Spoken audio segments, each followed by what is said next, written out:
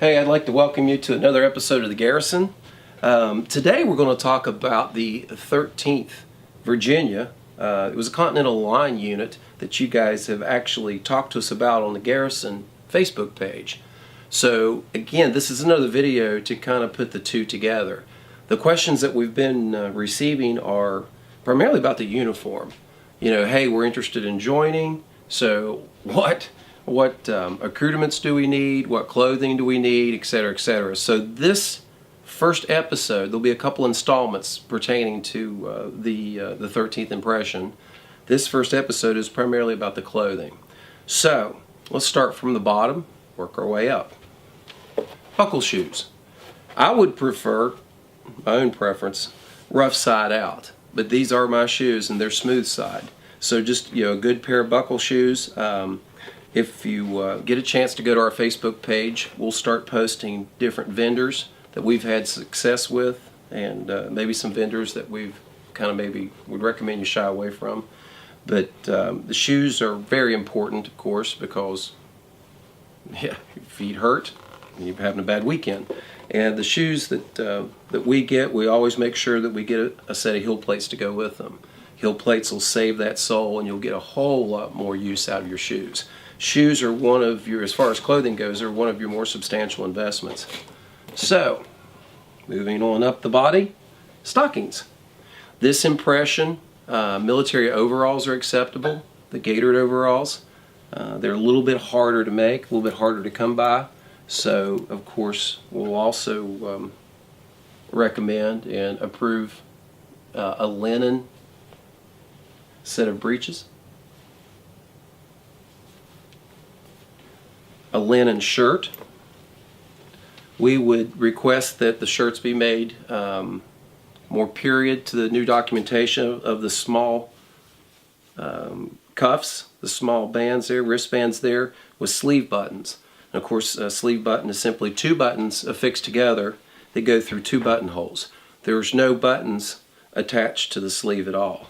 So again, just a regular white linen shirt made to period specifications. Again, for a list of patterns and availability of the patterns that we have here, some we can duplicate and send to you. If we don't have them, then we will show you where you can get them. Weskit, just a simple white Weskit, cut at a V shape because this is an early war impression. So we would recommend a linen Weskit. I'm more fond of unbleached linen, even though the shirt here is bleached. I think it has a more natural look to it, obviously, because it isn't bleached.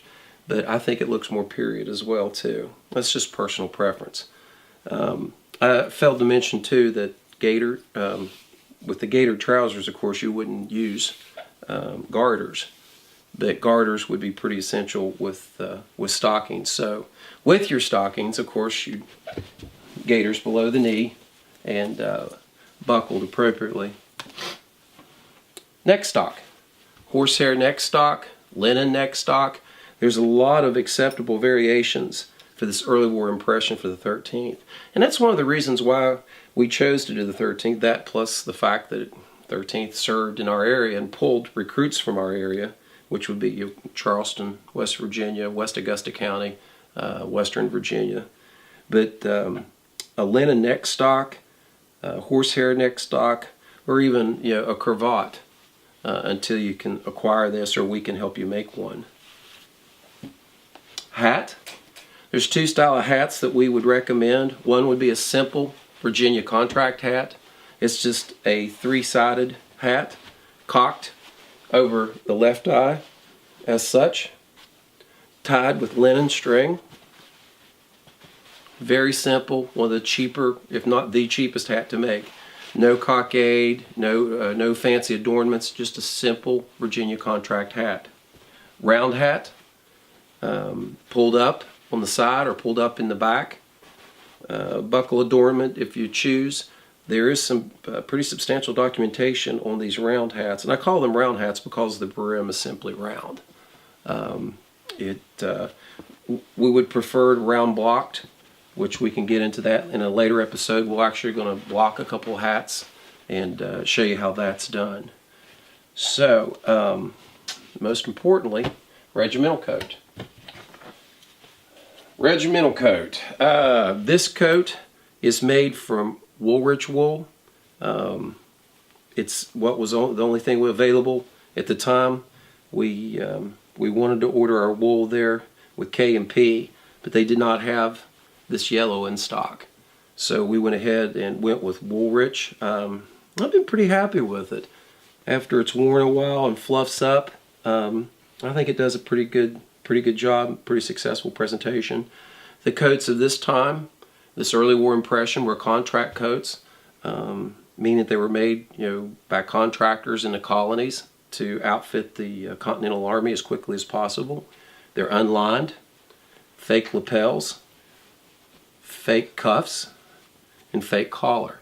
So for as far as an impression goes, this is one of the cheapest and most reasonable impressions that that can be done, given the fact that most of the uniform and accoutrements are quite simple. Remember, this is the beginning of the war, so there weren't a lot of resources at the time, and they were scrambling to outfit the Army.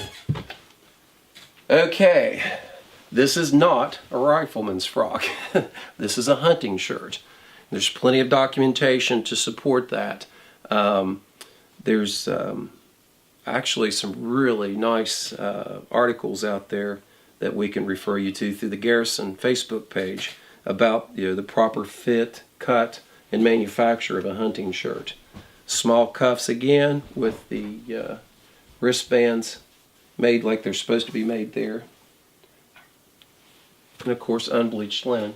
Now, documentation for this impression. We base this impression off documentation that I'll give some credit to with John Reese.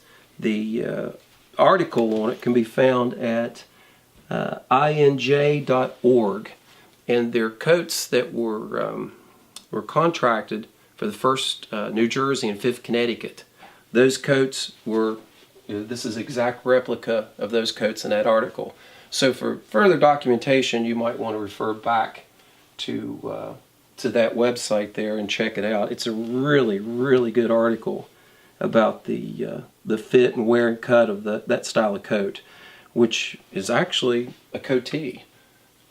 Even in primary source documentation, they refer to this coat as a coatee. So the collars, where do we come up with the collars? Well, from deserter ads. I'll read one here real quick from the deserter description, published in Philadelphia Historical Magazine, Volume 4, July 1777, 13th Virginia Regiment, blue regimental coat, cuffed and faced with yellow, blue breeches, white stocking, deserter description. That's pretty cut and dry. If you've got a deserter description, no one's going to put an ad in the paper to try and find someone and give inaccurate information on what they were wearing and what they look like. So we're very confident that the coats were this collar blue. There's been some speculation, well, it was probably more of a French blue, like the lottery coats. Well, this is pre-lottery coat. We know the Continental Artillery were wearing the darker navy blue, so it's pretty much easy to surmise that the contract coats were going to come out with the same collar. So, an availability of the blue, plus given the fact that 250, 280 years ago, their dyeing manufacturing really wasn't top notch, and the coats would be outside a lot and they would fade, so the collars would change. So this is the basics for the 13th Virginia unit.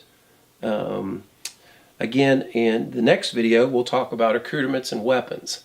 This is just to answer some of the questions about what we're going to wear, what we are wearing, what you might want to wear to field with us. So 2018, we have a lot of exciting events planned, and we would love to have you sign up as a recruit. Again, check us on our Garrison Facebook page, The Garrison, for further information and further details. Thanks again.